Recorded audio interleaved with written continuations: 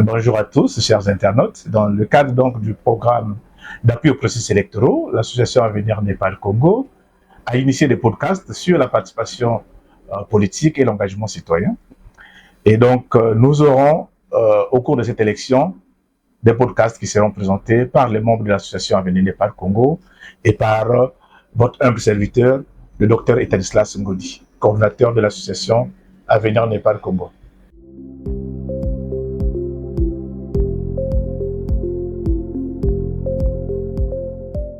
À quoi sert une élection présidentielle? Vous savez, l'élection fait partie des piliers de la démocratie. Lorsqu'on parle de la démocratie, on y parle aussi des élections. Mais depuis que notre pays est entré, on peut le dire, dans la deuxième expérience de la démocratie à partir de la conférence nationale souveraine, et les élections sont organisées régulièrement en fonction de la constitution en vigueur. Et donc, à la suite de la conférence nationale souveraine de 1991, il y a eu une première constitution du 15 mars 1992 où déjà les élections étaient organisées pour une période de mandat de 5 ans. Et nous avons eu les premières élections en 92.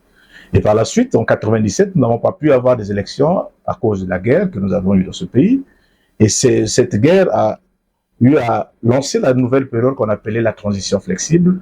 Et finalement, le Congo a renoué avec le processus de la démocratie, des élections, à la suite notamment de l'adoption de la nouvelle constitution du 20 janvier 2002. Et depuis lors, de 2002, nous avons eu les élections en mars 2002, jusqu'en juillet 2009 également. Et en 2015, il y a eu le changement de la constitution, notamment, il y a eu une nouvelle constitution, ce qui nous a amené dans une nouvelle république où les élections ont été organisées, cette fois-ci en 2016 pour 7 ans, 5 ans, disons 5 ans, 2016. Et de 2016, nous avons eu d'autres élections en 2021, en mars.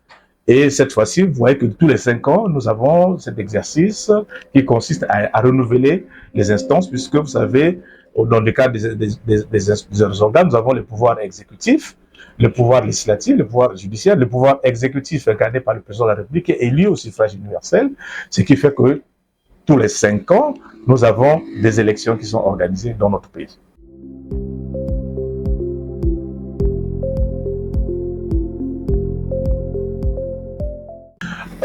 Par rapport aux précédentes élections, nous pouvons dire que l'élection de 2026 présente quelques enjeux majeurs qui méritent d'être analysés dans le cadre de ce podcast.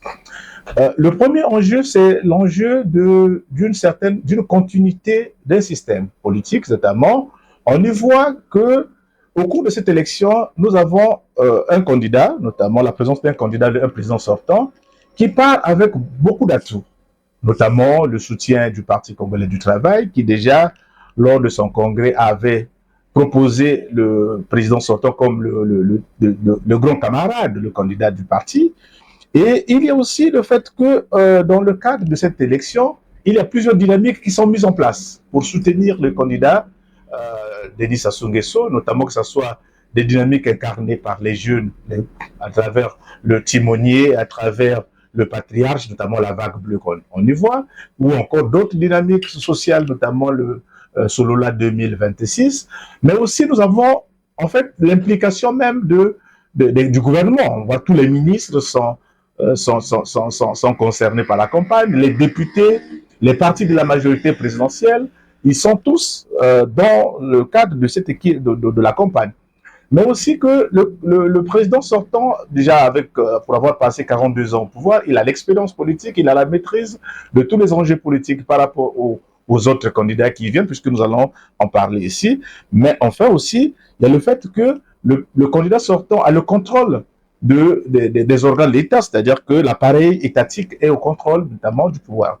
Mais par contre, on y voit que cette fois-ci, cette élection est un peu différente des autres élections par rapport à la qualité des candidats, la pluralité des candidats que nous avions, c'est-à-dire que les différents partis de l'opposition, incarnés par l'opposition parlementaire, notamment l'Union panafricaine pour la démocratie sociale, donc l'UPADES, ou encore l'UDH-UKI, n'ont pas présenté des candidats.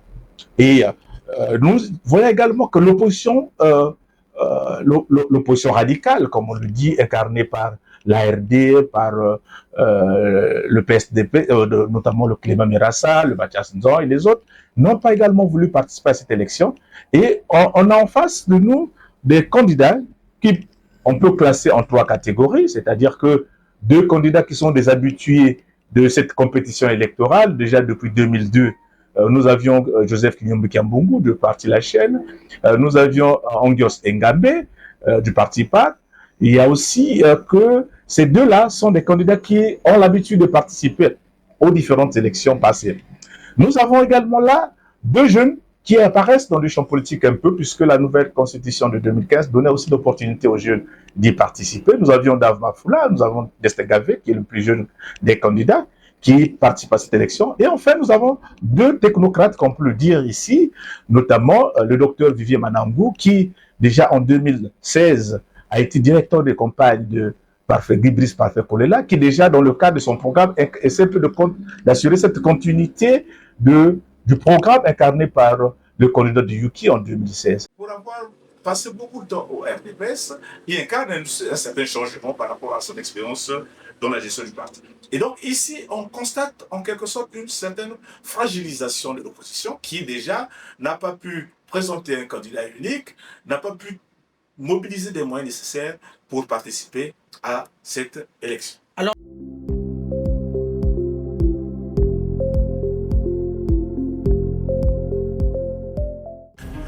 la question aujourd'hui qui se pose, c'est au niveau de la crédibilité même du processus électoral en cours. Et nous y voyons qu'il y a plusieurs problèmes qui ont été soulevés, que ce soit lors des concertations précédentes. Ces problèmes n'ont pas trouvé la solution. Déjà, la première question qui avait été soulevée, c'était la question de la fiabilité même du fichier électoral. Parce que dans le cadre d'une élection, il est souvent organisé de recensement de procédure spéciale pour avoir la maîtrise du corps électoral, pour avoir des listes. Mais ici, qu'est-ce que nous avons constaté? C'était que juste, comme chaque année, des révisions des listes. Et ces révisions ne prennent pas toujours en compte certains besoins, notamment les gens, les décédés, les gens qui se sont déplacés, les gens qui ont eu 18 ans l'âge de voter. Et donc, on y voit comme si c'est des mêmes listes qui reviennent, c'est comme des doublons. Et ça remet en cause la question du fichier électoral. Et d'autres aspects qui avait été évoqué, c'est la question même de la confiance au sein même de l'organe de gestion des élections. C'est-à-dire que l'élection au Congo est comme gérée par 3 organes. Nous avons d'abord le ministère de l'Intérieur qui prend